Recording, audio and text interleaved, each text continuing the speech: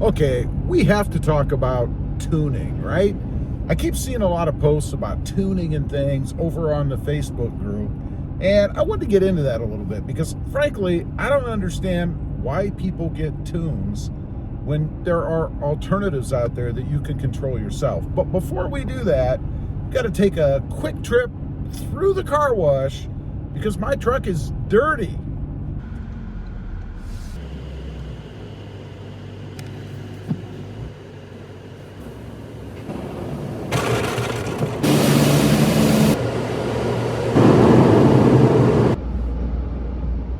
Okay, I feel much better now. Truck looks good.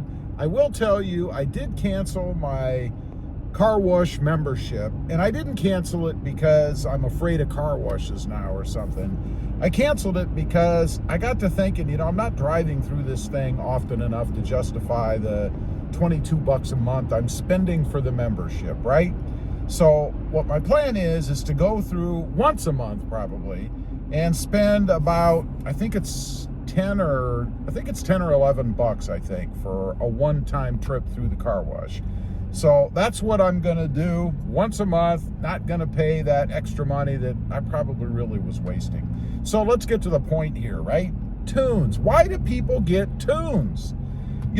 I run throttle controllers, specifically the Pedal Monster. Why? Why am I even running anything?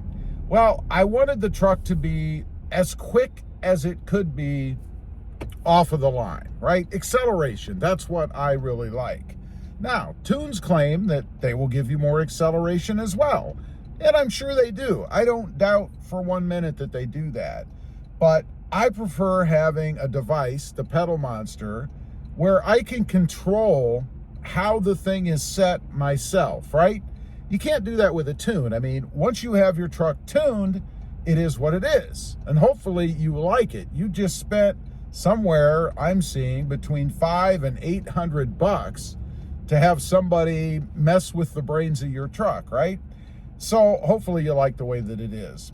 Why I like the Pedal Monster, I can adjust it on the fly, particularly with the iDash Pro that I have up here. I can do it anytime, just touch a button, right? It's pretty simple to do. And the reason I like that is because I like to experience the truck differently, right?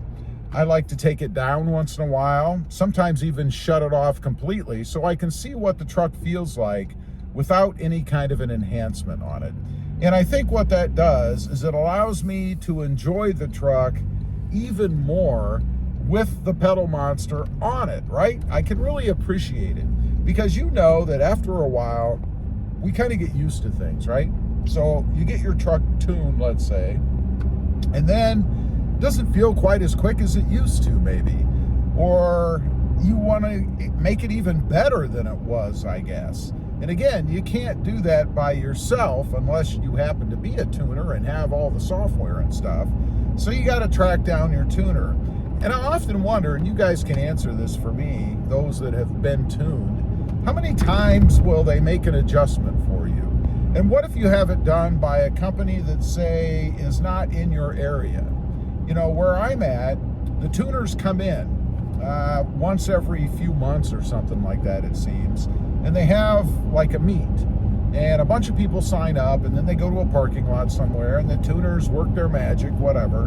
And then they go back to where they're from. Could be as much as 3 to 6 hours away from you. Now, what if you have that tune done, you don't like it, you want to make a change, and even if they'll make the change for you at no cost, are they going to drive down to where you live, for example, meet you and make the change? I would say that would be excellent customer service if they did that, but I can't imagine that they do. I would think that you either have to wait until they hopefully come into your area again, or make that trip yourself to wherever they're at, wherever they live, to have that change made. Now, what about cost? As I mentioned, will they do it for free, or do they do it for some reduced rate? Let's say that you get a tune, everything went fine, it's the way it's supposed to be according to the tune that you selected, but you don't like it. Will they make a change at a reduced cost, let's say forever? I mean, maybe you have that tune for